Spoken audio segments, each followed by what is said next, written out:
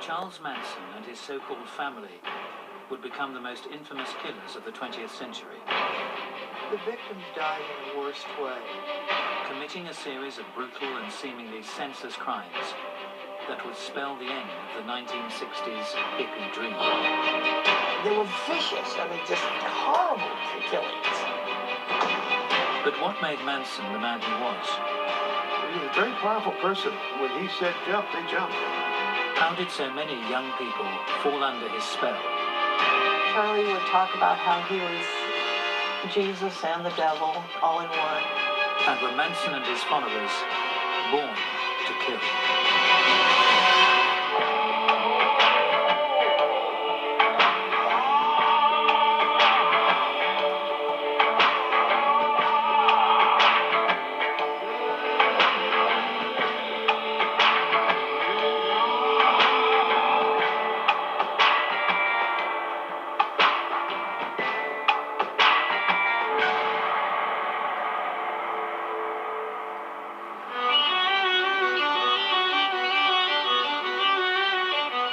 August 8, 1969, I was a Los Angeles police officer working West Los Angeles Division, and I received a radio call at about 9 o'clock in the morning from a man down at Cielo Drive. I wasn't expecting what I saw when I got to that house. In a scene described by one investigator as reminiscent of a weird religious rite, 5 persons, including actress Sharon Tate, were found dead at the home of Miss Tate and her husband, screen director Roman Polanski. Miss Tate was 8 months pregnant. I was the first one there. When I entered the house, everybody was dead. The word pig written on the front door in somebody's blood. It was very gruesome.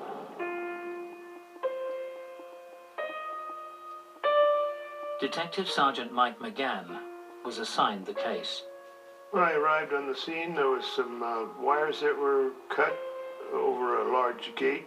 I entered the driveway and found a car parked about center driveway, which contained Stephen Parent. 18-year-old Stephen Parent had been leaving after a visit to the property's caretaker. And I went inside and I discovered Sharon Tate and Jay Sebring. 26-year-old Sharon Tate had been renting the Bel Air home. Celebrity hairdresser Jay Sebring had been visiting the 8.5-month pregnant actress. Sharon was terribly stabbed, and they were tied together with a rope which was tossed over a rafter in the house. I continued on through the back door, and I found Abigail Folger. 25-year-old coffee heiress Abigail Folger was a house guest of the Polanskis. Abigail had been stabbed numerous times. She was very bloodied and obviously dead. And I also found Wojciech Frykowski. Folger's lover, Frykowski, was a friend of Polanski from Poland. Wojciech had also been struck with the gun that they used. It was a terrible scene. I had been working homicide for a long time, so I had seen a lot of scenes, but I don't think any quite as bad as this one. Polanski was in Europe at the time. Of course, he dashed back when he found out that his young pregnant wife had been murdered, and held probably one of the most moving news conferences, by the way, that I've ever attended. The man was just a wreck. The house is open now. You see a lot of blood all over the place. Treadles, baby clothes, and that's all. Of course, the husband can be a suspect, and so we wanted to talk to Roman, and he agreed to take a polygraph the next morning at our crime lab. And I was there with a polygraph examiner. He passed with flying colors. There was no question he was not part of the homicide. Nobody knew who did it. Nobody had a clue, and Hollywood just went nuts. People were buying guard dogs, and they were buying guns. Oh, LA panicked. All these movie stars, they were hiring guards and off-duty police, anybody that could get to the house. I mean, it was a complete panic in the Hollywood area. And the next night, the killing continued. Businessman Lino LaBianca and his wife Rosemary were stabbed to death in their home. Again, messages were written in blood. After the LaBiancas were murdered the next day, it really started hot and heavy. There was a lot of fear and paranoia here in LA, particularly in the movie colony. Why? Well, not just because the murders were incredibly gruesome, total of 169 stab wounds, but they seemed to be random.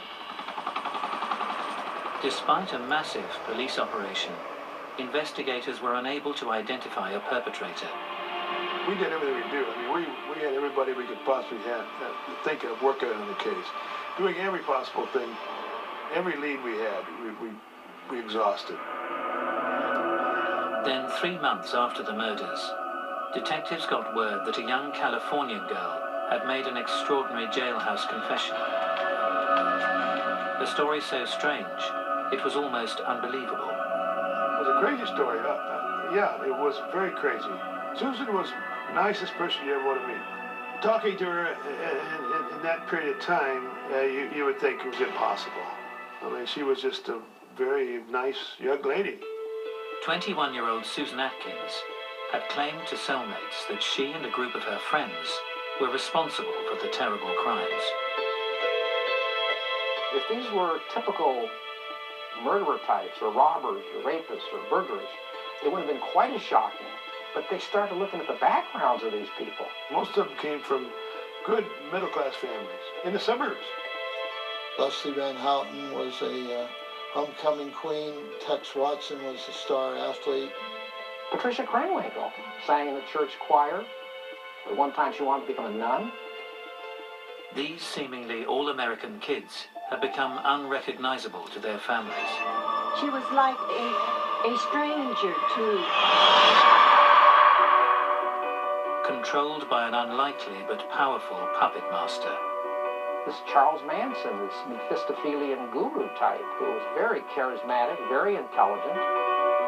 35-year-old ex-convict Charles Manson commanded an unerring devotion from his hippie disciples. They would kill seemingly at his whim. He did control them, and when he said jump, they jumped. The name Charles Manson would become synonymous with evil. But who was this diminutive guru? And how was he able to convince his young devotees to commit frenzied, bloody murder?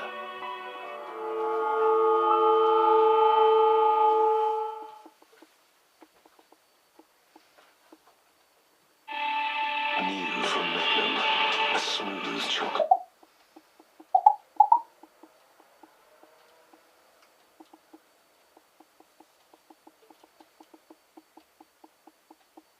Wednesday on Channel 5.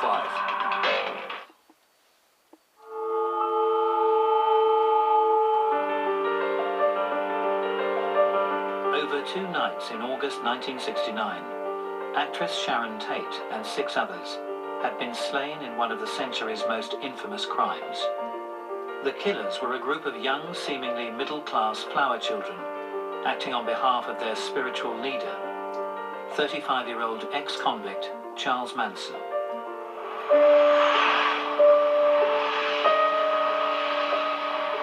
But just who was this powerful guru?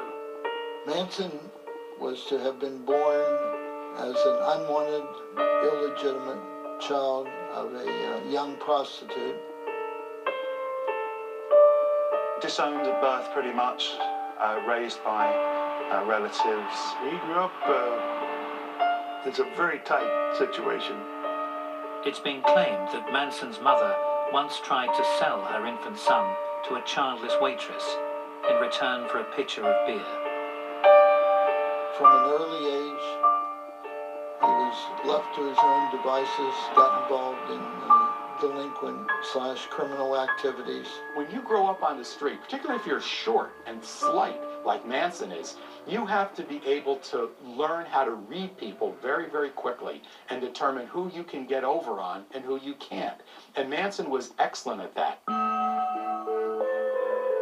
From the mid-1940s onwards, a raft of thefts and armed robberies would see the young Manson pass through several institutions where he was said to be sexually brutalized. What comes through, certainly looking at all the psychiatrist reports and probation reports of Charles Manson, there was heaps of potential there. But something had happened early in life, and this dogged him the whole time. He felt he'd been dealt a bad hand. By the 1950s, in his rare periods of freedom, Manson expanded his criminal repertoire to include pimping young women from a Hollywood apartment. The qualities that a pimp has to entrap, intimidate, extort, run the life of their prostitutes, rent them out, sell them, and so forth. Those are qualities that stood Manson well in his future criminal career.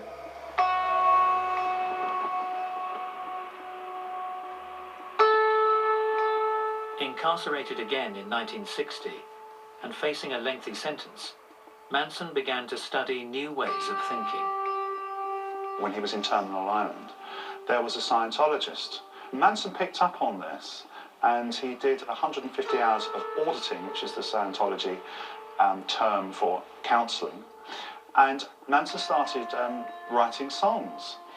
What he was doing, which is quite revolutionary for the time, he started imbuing these songs with much of the philosophies that he was picking up from Scientology and also from his observations of human nature. So I think certainly Manson at that point, he's actually left the persona of the petty criminal and he's coming into his own.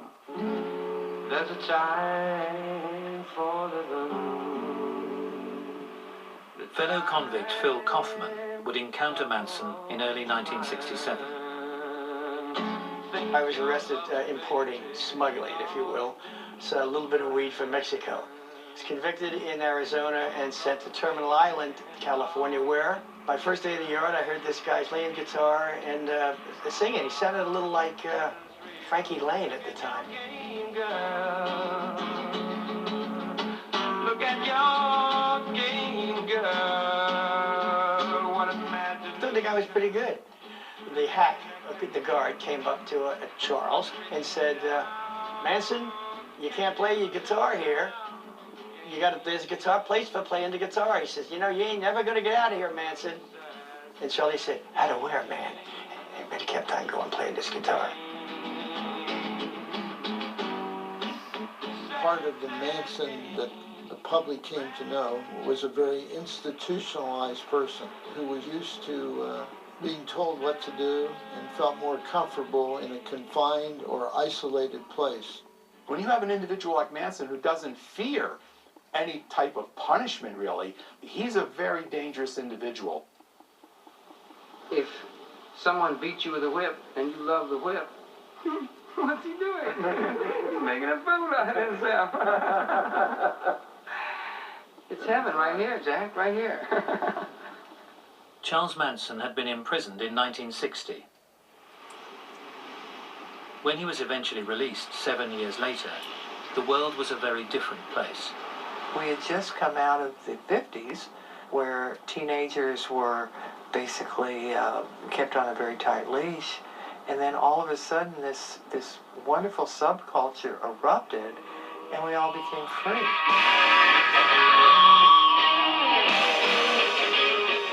The 32-year-old guitar-playing ex-con headed to the eye of the storm. There were thousands of young people all up and down this street, and this was all the psychedelic scene. Dr. David Smith founded the neighborhood's famous free medical clinic. 1967 was totally crazy. The streets were jammed, people were taking LSD and dancing and music everywhere. You had the diggers giving out free food, and it was just a total insanity, and we were in the middle of it. We did a survey of the thousands of kids that came through our clinic, and 98% of them had used LSD.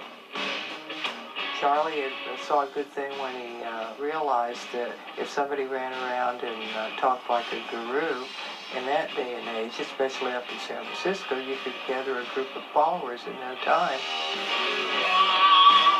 You're taught that you can't. They even teach you the words. They give you the words. Take all the words away. And don't think in right and wrong, just think in truth. Among those to fall under Manson's spell were librarian Mary Bruner, disaffected teenager Lynette Fromm, and 19-year-old drifter Susan Atkins. She had a tough start in life.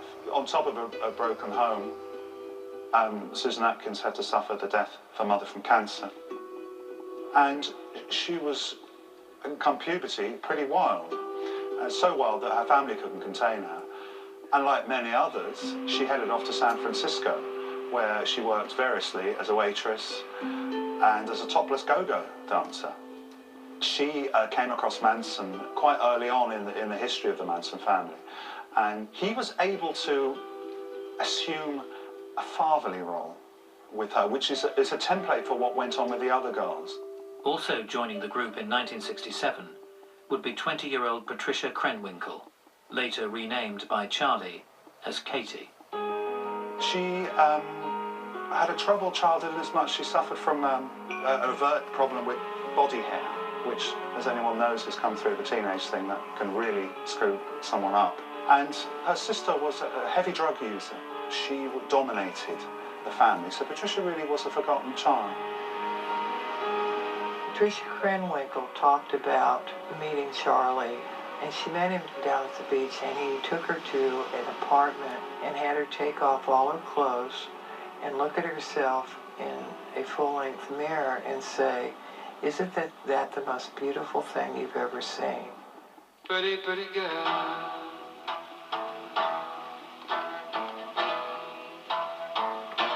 Cease to exist. Just come and say you love me. And that's it. He got her. She was his after that. Come on, you can't be. Like many communal groups of the 60s, Manson and his girls got an old school bus and began roaming California. On his release from prison, Phil Kaufman joined up with the group in Topanga Canyon. Never learned not to love you. It was, it was incredible. It was sex, drugs, and rock and roll. Real sex, drugs, and rock and roll. It was sex on demand. It was, I mean, if I just gotten out of prison, and you're pretty girls, you just want to get laid. That's a good day at the office. The music was the seduction. And you get the new girl, some new girl who'd run away. It was good. And the girls would all sit and, play their little instruments, and that usually worked. That was the hook. It got him in. Phil Kaufman would introduce Manson to a number of music producers, including Doris Day's son, Terry Melcher. Manson hoped to get a major recording contract and introduce his songs to the world. Remember that a lot of people had not heard this type of music before, and Manson was not that savvy to the industry, media industry, music industry BS at the time. If they said to him, "Charlie, it's brilliant, we love it, we'll be in touch," he believed they meant it. They may have wore bell-bottom powers and long hair, but they were businessmen, and Charlie and the family were hippies, and they wanted to do hippie music, and it was just total chaos. It was just, the recording sessions were terrible. But Charlie always kept pursuing a professional recording. As a child, Manson had been rejected by his mother.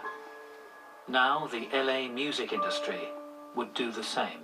It became evident to me that, there was trouble in paradise.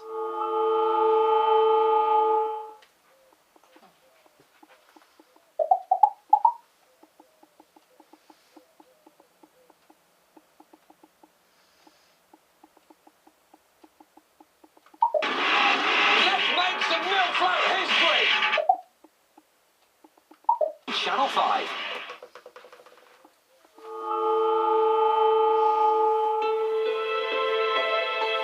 In 1967, after spending over half his life in institutions, 32-year-old petty criminal Charles Manson had been released into a brave new world. Gathering a small band of admiring followers in San Francisco, Manson and the group began roaming the state picking up new recruits along the way. In Los Angeles, 16-year-old Barbara Hoyt was just one of many young people they attracted. He was definitely a father figure to everybody. I admired him. He was a very charismatic person. Everybody gave me lots of attention. They're all very nice to me. I think the acceptance I felt was a very strong draw, and I think that was probably one of the main draws to the cult, and probably anybody. Within a few weeks, Barbara would move with her new family to a run-down film set in the hills outside Los Angeles, a location that would become infamous. Oh man.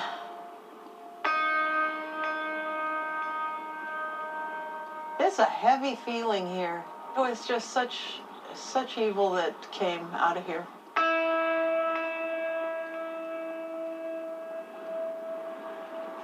It's such a pretty place. My God.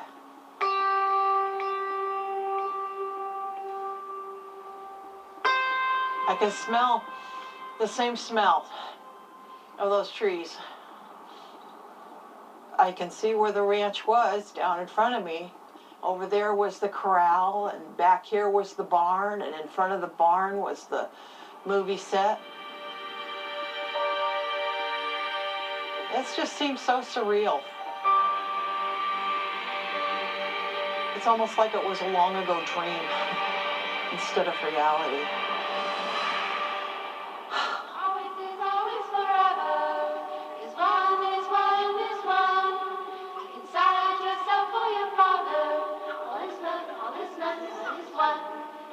At the ranch,